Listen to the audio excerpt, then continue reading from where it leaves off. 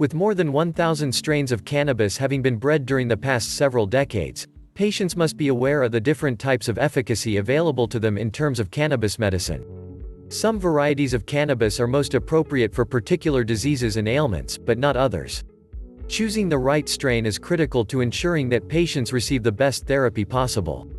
Cannabis is a species of flowering herb that is split into 3 subspecies: Indica, Sativa, and ruderalis. Ruderalis plants are small and yield relatively little medicine. What they do provide lacks potency and is generally not appealing to patients. Because of this, ruderalis strains are typically avoided by breeders and cultivators. The focus of the medical cannabis community is on Indica and Sativa strains. Indica and Sativa plants differ not only in their physiological effects but also in their appearance. Indica plants are short and stocky, featuring leaves that are broad and chunky. Sativa plants tend to be taller and skinnier and may even be lanky in appearance, with thin and pointed leaves. The most important difference between these 2 subspecies of cannabis, however, is in their medical effects and how they influence energy levels and productivity. Indicas tend to decrease energy and are better for consumption in the evening or at night, after the conclusion of the day's work and activities. Potent indica strains may give some patients what is called couch lock, a condition in which they become so relaxed that they can barely get up from the sofa. Sativas, on the other hand, are uplifting and cerebral, enhancing creativity and productivity.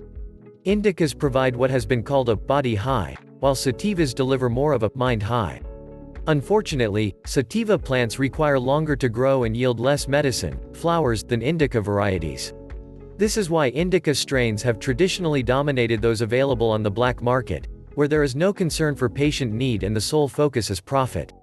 The fact that patients are given no choice of subspecies or strain when purchasing from the black market is a major reason it should be avoided.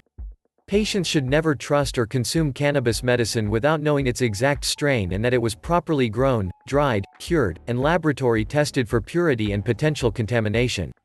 Modern cultivators of medical cannabis purposefully breed and grow a wide spectrum of strains within both the indica and sativa categories for the purpose of making available the right medicine for a particular patient's unique combination of disease, preference, and lifestyle. Often, patients must maintain jobs or family responsibilities that demand a particular energy level and can't tolerate the sedative properties of many indicas. Other times, patients must seek the most potent non-opiate painkiller possible. Given the choice of chronic pain or the mellowing effects of a strong indica of a particular strain known for its medical benefits, most patients will choose the latter. Because cultivators and dispensaries are sensitive to the subjective efficacy of particular strains for different patients, they grow and make available as many strains as possible for targeted ailments. Major conditions of focus include HIV, AIDS, cancer, fibromyalgia, glaucoma, Parkinson's, all types of arthritis, and epilepsy, among many others. In terms of particular ailments, sativa strains tend to be better for psychological disorders like depression, PTSD, and anxiety. Indicas are often the best for pain and inflammation and, thus, are beneficial for patients with arthritis, fibromyalgia, and cancer. However, because so many diseases are accompanied by side effects like depression and insomnia, a patient must consider treating both their core disease and also its daily symptoms. In the end, each patient will favor multiple strains that will likely fall within the categories of sativa, hybrid, and indica. When it comes to aroma, indica strains tend to emit musty, earthy, and skunky odors, while sativas smell as sweet, fruity, or spicy. This difference in the aroma is the result of terpenes, the molecules within the plant that are cousins to cannabinoids like THC and CBD. While these chemicals provide sometimes stunningly pungent odors, their greatest benefit to patients is actually their medicinal efficacy. Some people have already learned that the sometimes pungent aromas produced by many strains of cannabis are the result of terpenes, the special molecules in the herb that are similar in many respects to cannabinoids like THC and CBD.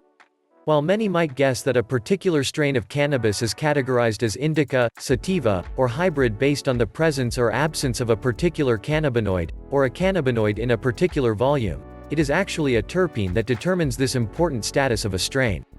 Myrcene, the most common terpene in cannabis, is known to help patients sleep, battling conditions like anxiety and insomnia. If present in a specific strain in a volume greater than 0.5%, the strain is considered an indica. If the amount of myrcene is under 0.5%, then the strain is deemed a sativa.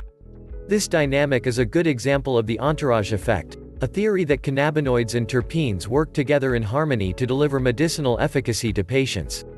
Many terpenes buffer or enhance the effects of major cannabinoids like THC. We hope you all enjoyed this video.